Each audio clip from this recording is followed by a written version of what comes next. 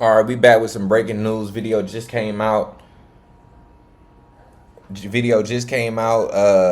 with breaking news. Video just came out about 45 minutes ago.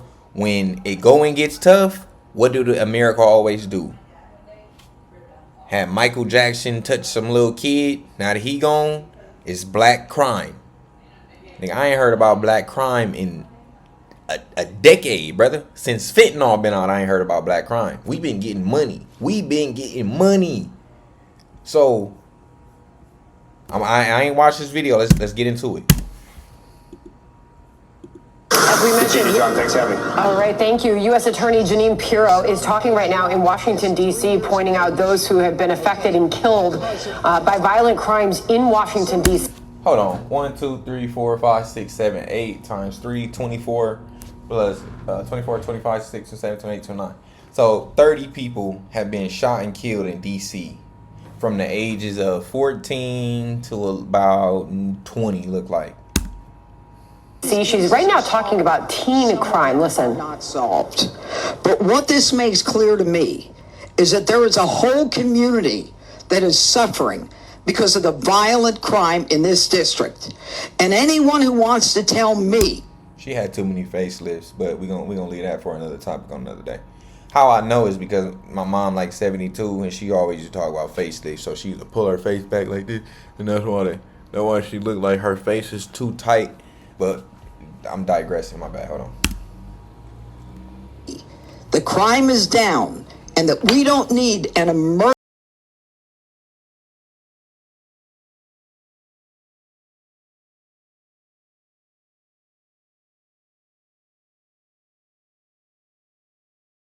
This and talk to the loved ones and the family members of these individuals, all shot and killed long before their time. Now, over here are the individuals who were shot and killed under the age of 20, all teenagers in 2025. And the number here is 16.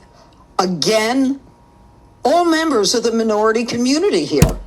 Wow, so Of course, that's how it's always been. that's a lot. I'm not gonna lie. And you're right. In 2025, for it to be 45 deaths in DC, RIP to all of those soldiers, all of those. We did lose some soldiers, man. I send my heart out to all of those families. But I'm gonna do a quick Google search about how many kids have been shot in Chicago this year alone. All right, and can you look up the population of Washington? Matter of fact, I got it. And the population of DC, right?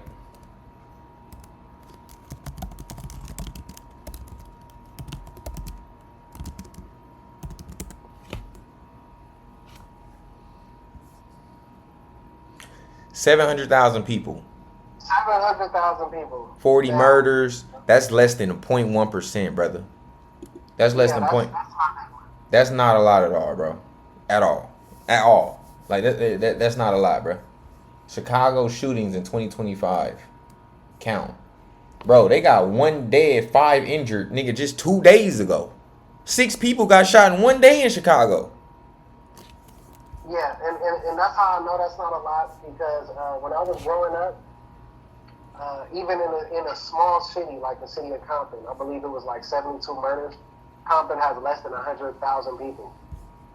So, yeah, that's not a bad percentage. I mean, it still shouldn't be happening, but it's not a percentage where you would say, let's bring in the National Guard. And I just don't believe it.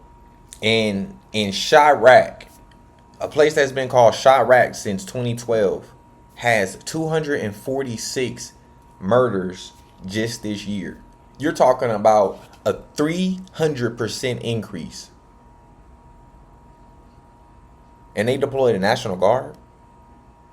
By all means, man, every victim that has lost their lives in DC, Chicago, Compton, over the past years, we understand the hit that we've taken in the community personally. Yes, it's sabotaged and destroyed communities from within.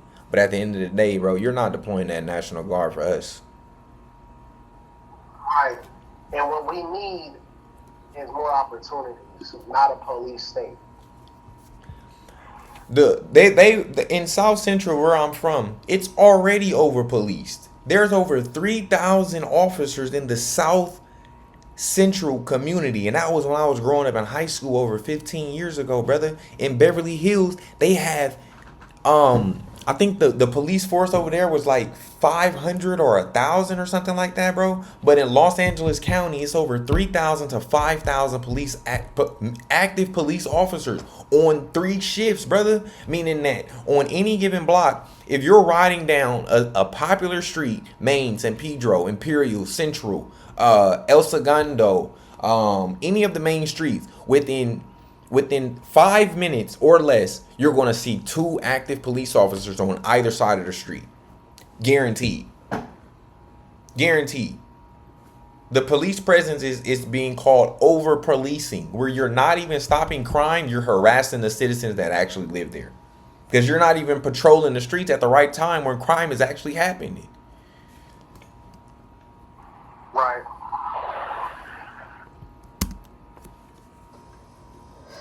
I don't know how many of these cases have been solved, but what I can tell you is, again, it's guns on the streets. It's individuals who are not concerned about accountability, who don't have any reason to fear law enforcement. Oh my God. Okay, so I'm gonna pull up a clip right now, brother, from the old times, right? When they called us super predators, and Hillary Clinton literally said the exact same thing, bro. This is how they just repeat history. Hillary Clinton, super predators. They literally had they had about 10 black faces on the screen and basically painted us out to be the most demonic spirits on the entire U.S. thing. This is in 1996, the C-SPAN networks bring you long-form public affairs programming from the nation's capital and are a public service of your television provider. C-SPAN, created by cable. The fourth challenge is to take back our streets from crime, gangs, and drugs. And we have actually been making progress on this count as a nation because of what local law... I hate these people, bro. When you literally can see through the lie. It's like when it's like when your girl is lying directly to your face, or your kid is literally lying directly to your face, or somebody is just lying and you know that they're lying, and they are literally lying to you because they think that they're smarter than you, and you know that they're lying, so you feel dumb for even letting them lie to you, but you can't prove it because they haven't admitted that they're lying yet. This is how I feel watching this stupid ass bitch Hillary Clinton in 1996, and then on the flip side watching a person in DC talking the exact, she probably gonna say exact same words in here. I promise you. Enforcement officials are doing, because of what citizens and neighborhood patrols are doing, we're making some progress. Much of it is related to the initiative called community policing, because we have finally gotten more police officers on the street. That was one of the goals that the president had when he pushed the crime bill that was passed in 1994. He promised 100,000 police. We're moving in that direction, but we can see it already makes a difference, because if we have more police interacting with people, having them on the streets... Before we pause it, see, she's talking about, and this is where they fool the public. Oh yeah, crime is going down. The more police we get, the more crime's going to go down. No, what's going on is crime is going down because people are finding different avenues to make money because of technology. And on top of that, the gentrification that's taking place is slowing the crime down too, because it's different people moving in and moving out, which means it's less densely, heavily populated with poverty, because gentrification brings in more people. But it doesn't matter who ends up moving in. As the years pass, it will go back to the same. I don't know if you agree with me or not, but how do you feel about that? I completely agree, 100%. How is crime going to be increasing when gentrification is also increasing? Those are one of the that's the reason for gentrifying the area, to decrease the crime.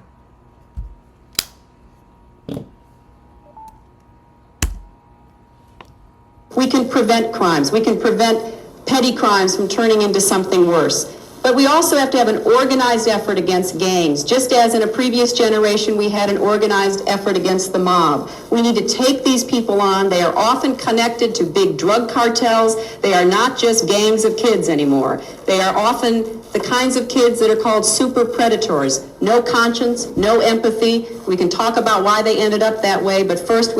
No conscience, no empathy. You're talking about 13, 14-year-olds that are on Section 8 living in the projects that are government controlled, that are going to the government schools that you guys teach us, around government class workers that you guys are paying $35,000, $50,000 a year to teach us, that don't care, with overpopulated schools, no extracurricular activities, low funding for after school programs, but yet we have no conscience.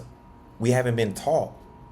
And this is from 1996, and I guarantee you in 2025, this white lady in DC is going to say the exact same thing that Hillary Clinton saying in this exact video. We have to bring them to heel, and the president has asked the FBI to launch a very concerted effort against gangs everywhere. In addition to that, he has appointed a new drug czar. You probably saw him Tuesday night. He's one of the most distinguished active military generals that we have in our country. He's already proven that he knows how to interdict drugs because of his command of the South American activity on behalf of the United States. But General McCaffrey will make a big difference, and I believe it is now time for all of us to know what we can do individually to be part of this anti-crime, anti-gangs, anti-drug effort. The fifth challenge is to protect the environment. The C-SPAN network.